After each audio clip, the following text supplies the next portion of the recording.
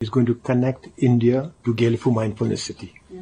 And this is going to be very important because connectivity in all its forms, from Gyeongju Mindfulness City to the inland port in Assam on Brahmaputra, the Jogiko. So connectivity in all its forms is going to be very important. And by that, so the Gyeongju, the rail link, the railway linking India to the Gyeongju Mindfulness City is very important. The government of India has generously agreed to build and finance the railway project. In Western Bhutan also, there is a Samsi in Western Bhutan to India. Bhutan is gearing up to establish its first internationally connected cross-border railway with India's northeastern region. ज़ैद हामिद साहब, ये सारा जो वाकया हुआ है, आप क्या समझते हैं अब हालात किस तरफ जाएंगे? क्या ये कशीदगी अब खत्म हो जाएगी? मुज़ाकरात अब भी हो रहे हैं, चीन कहता है हम कशीदगी बढ़ाना नहीं चाहते, लेकिन भारत की सब सुनते हैं और ये बड़ी एक ओपन सीक्रेट है कि भारत की बात सारे कंट्रीज, पूरी दुनिया की कंट्रीज इसलिए सुनती हैं कि भारत पैसे रखता है, भारत के पास पैसा है, उनको भारत से बिजनेस मिलता है। का इलाका जो भारत और चीन के दरमियान मुतनाज़ा है, अब इस मसले में एक नया चैलेंज बन चुका है। इसके बाद चीन की भारत और भूटान के बीच 7 अहम समझौते हुए। भारत से भूटान तक जाएगी ट्रेन, ऊर्जा, व्यापार, डिजिटल संपर्क, अंतरिक्ष और कृषि विकास के लिए भी समझौते किए गए। अहम खबर आपको देंगे, पाकिस्तान रेलवे में ताउन के मुआहदे पर दस्तखत हुए हैं, याददाश्त पर भी दस्तखत हो गए हैं। इसकी जानकारी ये है कि डीपीआर की तैयारी पूरी हो गई है। पर इस पूरे मामले को लेकर खुद जानकारी दी है भूटान के प्रधानमंत्री ने और भारत का इस मुहिम के लिए उन्होंने शुक्रिया अदा किया है। नमस्कार दोस्तों, कैसे आप सब? उम्मीद करते हैं आप सब बहुत अच्छे होंगे। दोस्तों आज का वीडियो काफी शानदार होने वाला है, इसलिए बिना स्किप के पूरा वीडियो देखना। आज हम बात करने वाले हैं चीन के दुश्मन भूटान की।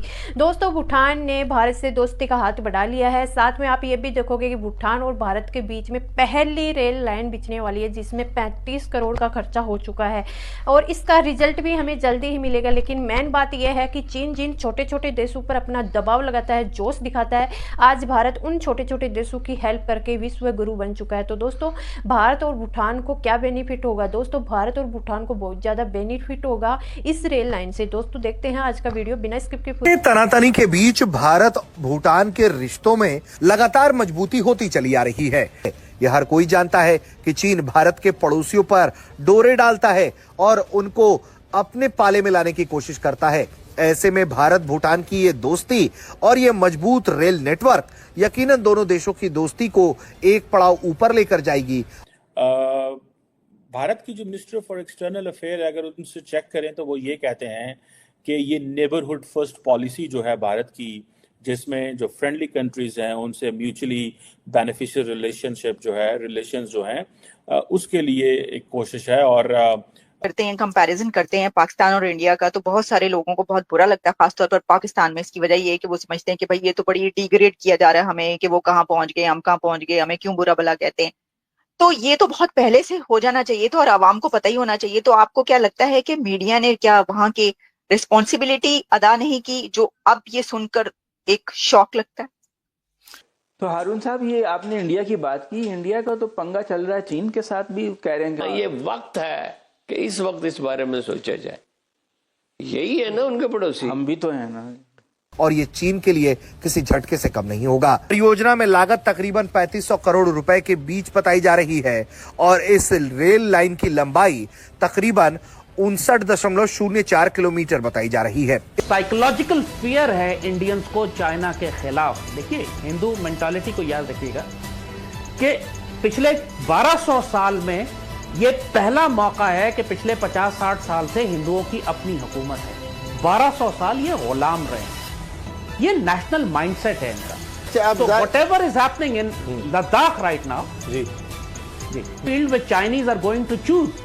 और अमेरिका का जहां तक ताल्लुक है, इस वक्त आप खुद अमेरिका के हालात को जानते हैं। इस वक्त जी ये हमारे मीडिया की, हमारी स्टेट की पॉलिसी रही है कि इंडिया का जिक्र जो है ना वो किसी पॉजिटिव तरीके से नहीं आना चाहिए। और काफी साल पहले की बात है, एक प्रोफेसर थे कायदे आजम यूनिवर्सिटी में, हुसैन मलिक साहब, और वो मिशाल मलिक के फादर थे, यासीन मलिक की जो वाइफ है मिशाल मलिक। तो वो एक दफा एक सेमिनार में बताने लगे कि पिछले दिनों मैं पीटीवी पे गया था, तो मेरा लेक्चर था वहां पे, तो मुझसे सिर्फ एक बात की गई कि बस प्रोफेसर साहब एक बात का ख्याल रखिएगा कि इंडिया का नाम किसी पॉजिटिव से रेफरेंस से ना आए, बाकी आप जो चाहें कह सकते हैं। तो वो कहने लगे कि मैं लोगों की बात इस तरह से मानता नहीं हूं, लेकिन उस वक्त मैंने उनकी ये बात मान ली, लेकिन यहाँ पे हम सच बोल सकते हैं, पूरी बात कर सकते हैं। और वो बात थी कैपिटल फॉर्मेशन की या बचत की जो शरह है, सेविंग्स का जो रेट है पाकिस्तान और इंडिया का। तो उसने कहा कि इंडिया का वो रेट ज्यादा बेहतर है, और जहां पे सेविंग्स का रेट ज्यादा होता है वहां इन्वेस्टमेंट ज्यादा होती है, डेवलपमेंट ज्यादा होती है। तो ये जो पॉलिसी है ना, तो ये अनफॉर्चुनेटली प्राइवेट सेक्टर के जो मीडिया आउटलेट्स हैं उन पर भी लागू होती है, और कुछ तो जो है शायद इसको पेट्रियाटिक ड्यूटी समझते हैं कि हम हुब्बुल वतनी का सबूत दे रहे हैं कि हम इंडिया का जिक्र किसी पॉजिटिव सेंस में ना करें। हालांकि ये मेरे ख्याल में पेट्रियटिज्म नहीं है, ये एक डिससर्विस है अपने मुल्क के साथ कि अपने लोगों को आप इग्नोरेंट रख रहे हैं। और भूटान आपको पता है एक छोटा सा लैंडलॉक कंट्री है जो कि दुनिया की दो बड़ी इकोनॉमीज के दरमियान है, इंडिया और चाइना के बीच में। और जिसे ये कह लें कि एक समझे इंडिया जो है वो भूटान को एज ए बफर स्टेट समझता है, क्योंकि इंडिया ये समझता है कि ये जो चाइनीज एग्रेशन है और उसकी जो मिलिट्री एडवेंचर्स हैं, दे विल नॉट स्टॉप। हुकूमत के अंदर जो तसादुम और फसाद है, जो उनकी इकोनॉमी तबाह हो चुकी है, इस वक्त अमेरिकन अब इस कैपेसिटी में नहीं है कि पूरी दुनिया में नई जंगें शुरू करें, स्पेशली चाइना के खिलाफ। वो तो जर्मनी से अपने हजारों ट्रुप बाहर निकाल रहा है ट्रंप जो है। इसी तरह इसकी this is also adjacent to the chicken neck जो ऑलरेडी इज देयर।